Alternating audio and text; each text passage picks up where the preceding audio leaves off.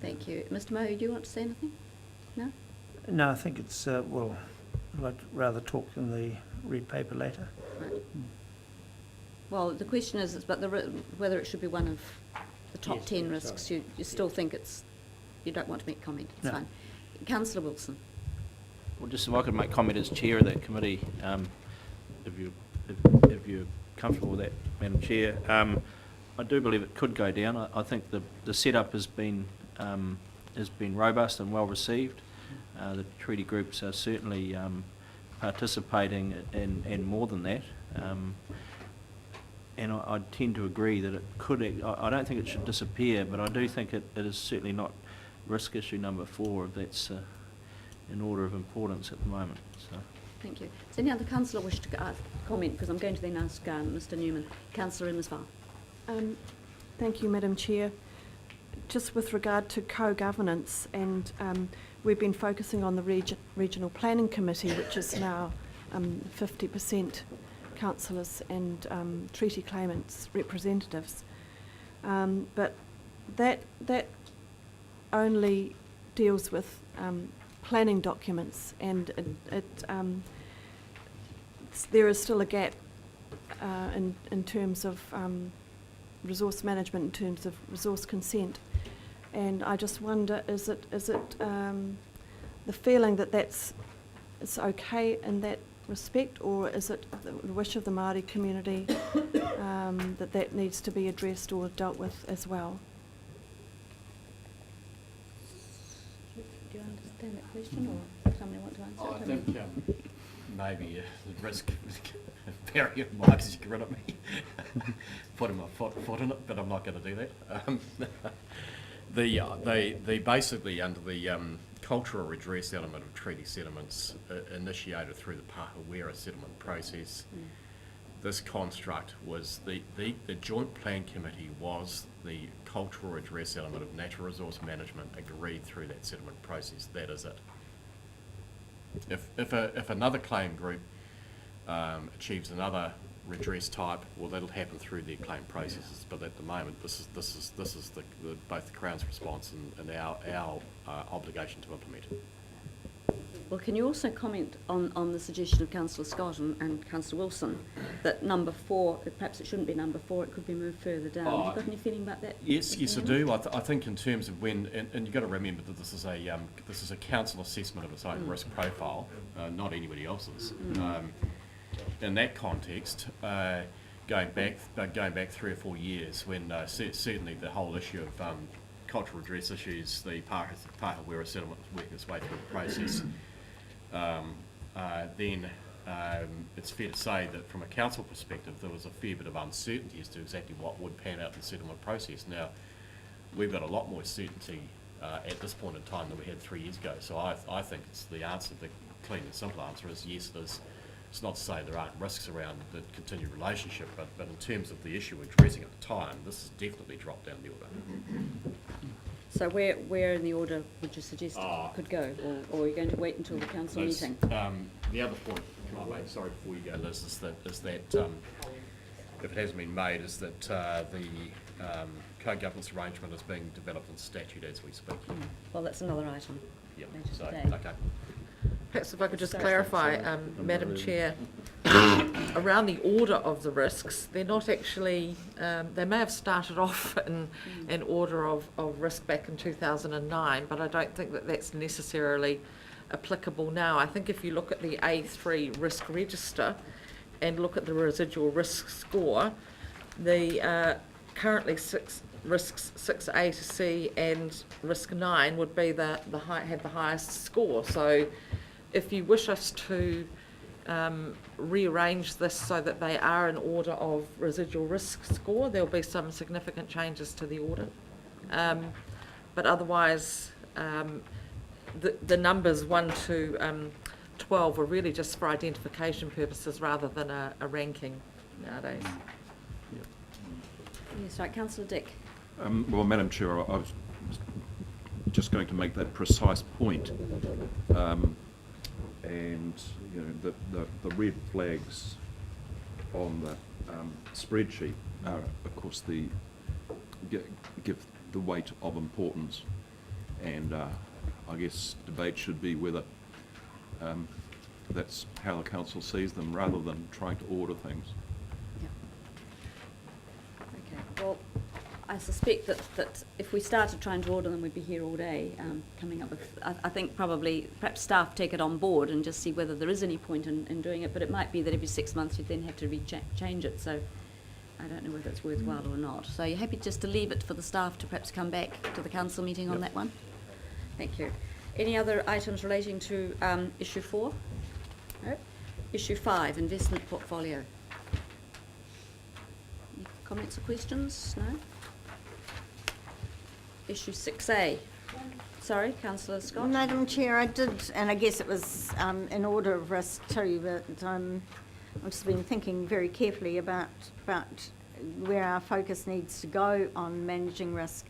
But certainly, I think in this investment portfolio, I think it is necessary to identify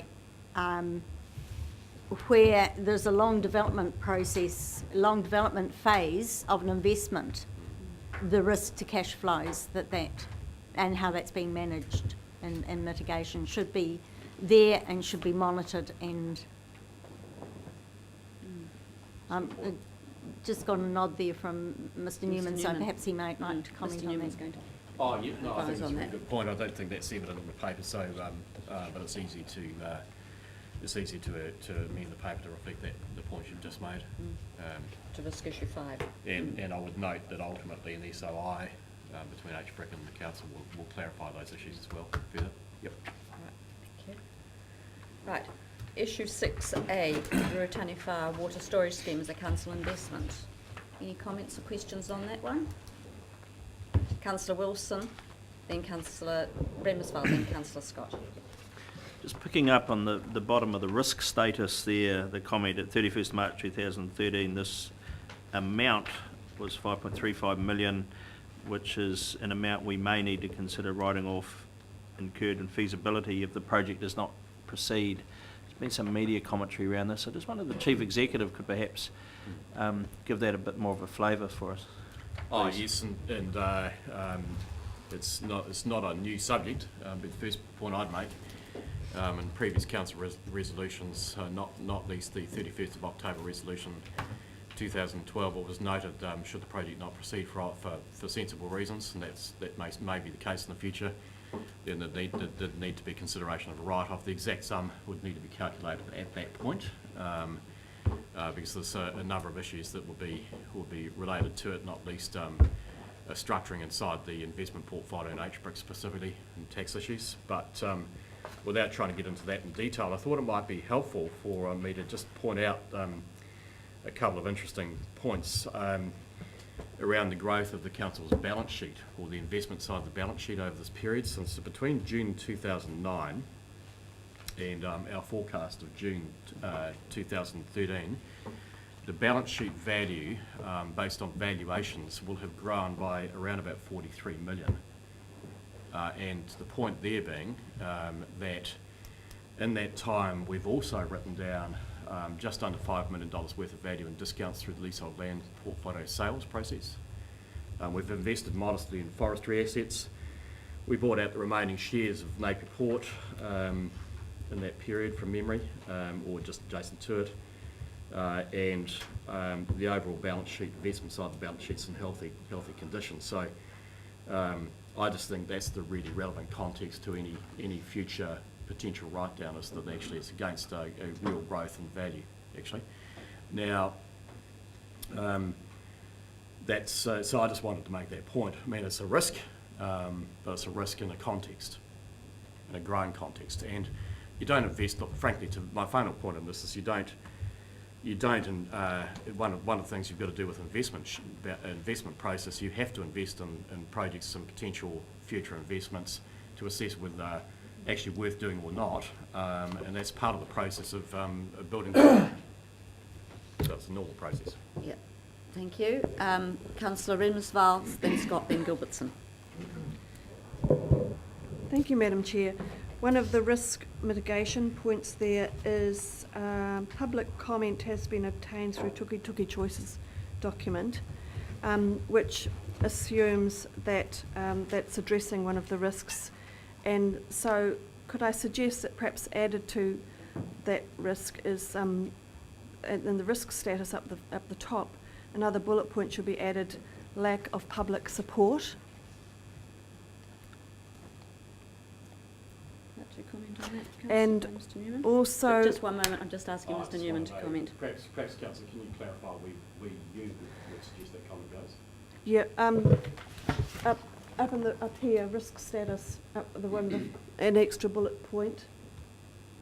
Where it says Coming ongoing after risks include, there are investors, 3 there already. investors so are not attracted to fund the project, and another one just following that move on. one, which it deals with, and also under Just one moment, can we just, Mr Newman, perhaps just have a think about that one? Oh, yeah, that's, I'll just take consensus advice on that, yep. Yep, okay, yes, and then you've got another one. Yep, and also at the bottom of the risk mitigation, underneath public comment through Tuki Choices, further consultation prior to decision making.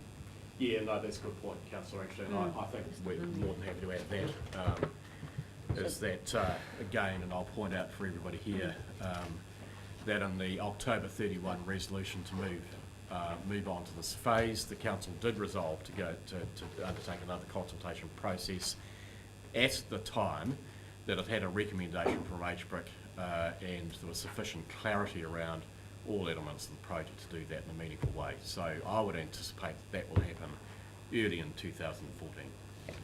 Thank you. Councillor Scott was the next one. Madam Chair, my comment was a little bit the same, only I think that public comment obtained through Tuki Choices should be moved off that area and into mitigation completed in the last 3 years, and that the date that the next phase of public consultation should be identified not as an actual date but as a timing, as per the annual plan. So we know it's there, let's identify it, and then we can again monitor the progress towards address that. Thank you. Councillor Gilbertson.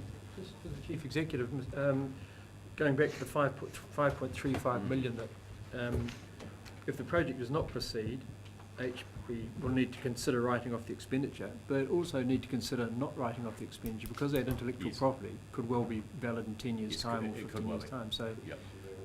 it's a risk. Well, no, I just think- that dam could be built in 5 or 10 years' time, Yes, quite that's possibly, and that information will be equally valid. So there's a good chance you won't need to write, well, some of that obviously, but there's a good chance you'll be able to retain quite a lot of that in the balance sheet, won't you? The Yes, and that's why I think you make a really good point, Councillor, and that's why I think ultimately there's the really key thing around this particular risk is the assessment of it at the time that it makes sense to assess it. So it's also an opportunity. Yep. Well, you're asking Councillor Gilbertson for the word will to change to may. Would that make more sense? No? You're happy just to leave it like that, but it's just a gloss that you've put on that, comment. Okay. Thank you. No more? Yes, Councillor McGregor. The risk of being pedantic, the risk statement is a little ambiguous because it actually could be seen as it applies specifically to the determination that it not proceed, but the other risk is that it does proceed and doesn't deliver positive economic outcomes. And I suggest that the risk statement should say that the scheme is seen as not delivering and therefore doesn't proceed. You see that? Yes, make that comment, yes. I think, Councillor, what I'd suggest is that at that point in time that the decision was made to proceed, then your statement would be the correct one to apply to the risk assessment. At this point, that decision has been made, so I think it's a point in time issue for me. Does that make sense? Yep. Thank you. You've got another, yes, Councillor Rem as well? In terms of a political risk as well, that could possibly be needed to be added to this as well. Sorry, whereabouts on this paper are you suggesting? Something? Well, the risk status at the very beginning. the risk status, what you've already suggested the words lack of public support. Got something else? I'm not using- political risk. And the mitigation for that would be, Just, excuse me, please, Councillor Remersval's got the floor. the mitigation for that, I guess, is quick timing, quick execution. Quick execution of what? I'm not, Execute. Execute. So execution should be a word that's added, Madam Chair. execute the chair of the committee. Execution of the project. Execution of the project. Quick execution. So can we just order. I sound like the speaker, don't I? Can we just go back? What are you suggesting under risk status? Political risk Yeah. as a new bullet point?